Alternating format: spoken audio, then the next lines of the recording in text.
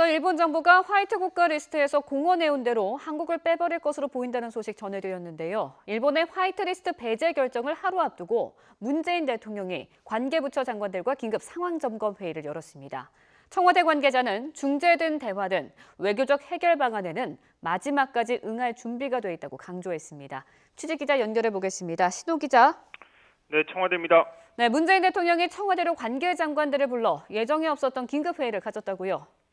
그렇습니다. 2시간 15분간 긴급회의를 가졌습니다. 오전 10시 30분부터 점심시간을 훌쩍 넘겨 회의가 진행됐습니다. 문 대통령이 장관들과 2시간 넘게 회의를 가진 것은 이례적인 경우인데 엄중한 지금의 분위기를 반영한 것으로 보입니다. 청와대 관계자는 그만큼 확인할 상황이 많았다고 전했습니다. 고민정 청와대 대변인은 문 대통령이 일본 수출 규제 관련 내용을 보고받고 상황을 점검했다고만 밝혔습니다.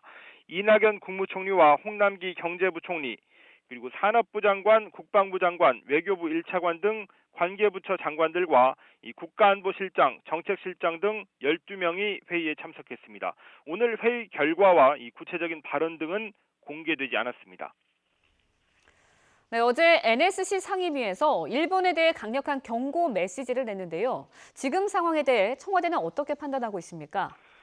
네, 모든 가능성에 대비하고 있다고 할 수 있겠습니다. 결과를 예단하고 향후 대응 방안을 밝히지는 않고 있습니다. 어제 청와대 국가안전보장회의 NSC 상임위는 일본이 상황을 더욱 악화시킬 경우 가능한 모든 조치를 포함해서 단호히 대응하겠다고 밝혔습니다.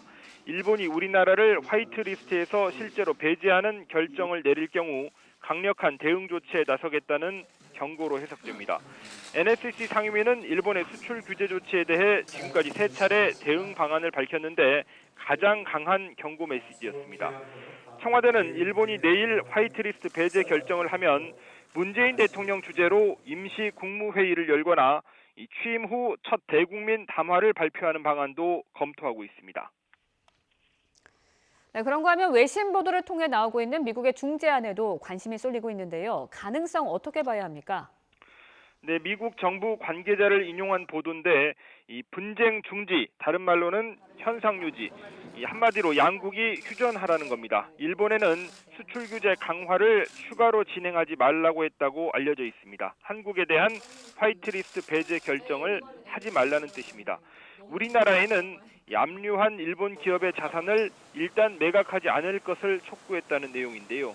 일본 정부에서는 그런 제안을 받은 적이 없다고 부인했지만 청와대는 해당 보도를 확인해 줄 수 없다고만 밝히고 있습니다. 일본 측에서는 지금 계속 내일 화이트리스트 배제 결정을 하겠다고 강하게 우리 정부를 압박하는 상황이라 일단 보도를 부인했을 테고 양국 간의 관련 논의는 진행됐을 것으로 예상됩니다.